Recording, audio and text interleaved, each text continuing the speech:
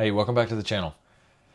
Today I'm going to be doing the voiceover for my recycled 3D print plastics melting process.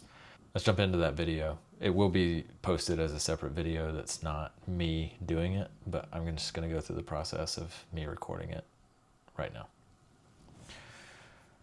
All right, so I'm going to hit play. So I've got a title in there right now. I don't know if I'll keep it. So this is the end product that we're going to end up with today.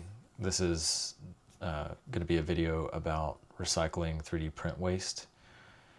So here I'm just gathering my pieces and making sure those get lined up in the order that they need to get melted in. I want to make sure I'm aware of what all I need to break down and target the largest pieces to melt first. So this is a really large piece that's going in now. I know it's going to be hard to get it to melt down, but I eventually get it to do that. Squeezing in another part that's a thicker piece. Those take the longest to melt, so they need to go in soonest, whereas like the thin pieces, those go in last because they melt really quickly. So I'm just laying out a few more, trying to keep all the white together right now before I add in the black. And I use a 25-pound weight to keep these compressed while they're melting. That way it can help the panini press evenly melt that plastic. Here you saw me kind of twist it around to remove the bubbles and get it all back into a homogeneous state. And now I'm pressing those down, melting it back together. I'm going to press it again, get the plastic off of the Teflon sheet that I use, and twist and roll and twist and roll. Pressing that down, making it as thin as I can so that the panini press doesn't have to melt through too thick of plastic. Doesn't have to transfer heat into too thick of plastic. All right, so time passes, ready to get it off. Starting to look pretty good here, but I'm not ready to put it into the mold just yet. I want to do another melt just to make sure I get through any of those pieces that are left. But here I used the hot plastic to get all of the other plastic off the Teflon sheet, and then going through another round of twisting and kind of marbleizing the plastic. Really the core of this process is to get the air bubbles out, because part of my process is to not shred the plastics. So what I did there was I put some of the smaller thin plastic down so that I could try and get a cool effect to this melt. And we're back on the heat. This is about another 3 minutes here. All right, ready to go. It's looking good. I've got a nice disc. I'm going to turn that out into my mold that I made. I machined this mold with a router and some wood tools.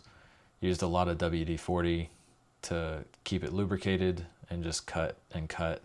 I actually 3D printed a template to cut the circle as well, and that worked pretty well. One of the issues, and we'll get into it a little bit later, is that it's not beveled to make it easy to get the plastic out. So here I'm just pressing it into the mold, getting it all flush as I can, and then getting my press plate put into place, and then the top plate to keep the press plate level, and then clamp, clamp, clamp, clamp, clamp. All the clamps that I have, because I don't have a shop press at this point in time.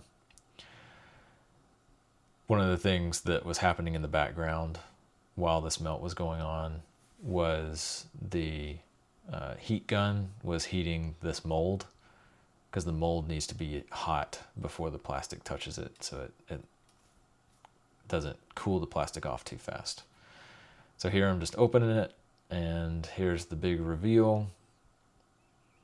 That's the finished piece on its top surface. And I feel like this one looked really cool with the black, white, and a little bit of blue. Got that knocked out. See, it was kind of hard to knock it out of that centerpiece. That's why those edges need to be beveled. And then I also need the press plate that I have needs to be beveled at some point in time. Here I'm just looking for the best entry point. I'm going to use a chisel to separate the plastic from the press plate. But this is if it was beveled, and if I had used mold release or a wax of some kind, I would have been able to separate these a little bit easier. That's something I've added to my process since I recorded this video, because this is an older video. This is from 2023, I think. It's been a minute since I've done this one, but finally got it out of the press plate off. The thing that I still have to do here is clean up this bottom edge where the plastic has come up around the press plate. But I loved this piece. It was a really pretty one, and there'll be more to come. So that's the end of the video. I don't know if I'll line it up exactly as I recorded it here. I think I'm pretty happy with that. I'll review it and see where we're at. I wanted to add the bit about the heat gun sooner, but I don't think there's a good place for it in the way I've cut this video, because I cut the video down to about a 6-minute runtime out of like 30 minutes of footage, I think it was. So I like the edit that I have here. I'm going to keep it. I just wanted to get the voiceover for it done. I feel like the video needs a round out though. I'll go ahead and record that now. Thanks for watching. This was a video I did a while back, as I said, in 2023, but I've updated my process a little bit since then. I just wanted to get this out because it was one of the recordings that I've done. Most of what I do is still the same. I have a shop press now instead of clamps. That really simplifies things. I still need to make the changes to my mold that I've talked about, but I just don't have a good means of doing that. I don't know of a machine shop to do it at a reasonable price. I'm adapting with what I have, but each one of these that I forgot to mention earlier is 250 grams of 3D print waste. I've got people from work that send me their waste, and I generate a decent amount just with prototypes and things like that. I don't want it to go to landfill, so I would rather it go into these stock blanks so that I can continue to reuse those in other projects or give them to people to machine. They make great gifts, I feel like, because everybody likes the story behind them.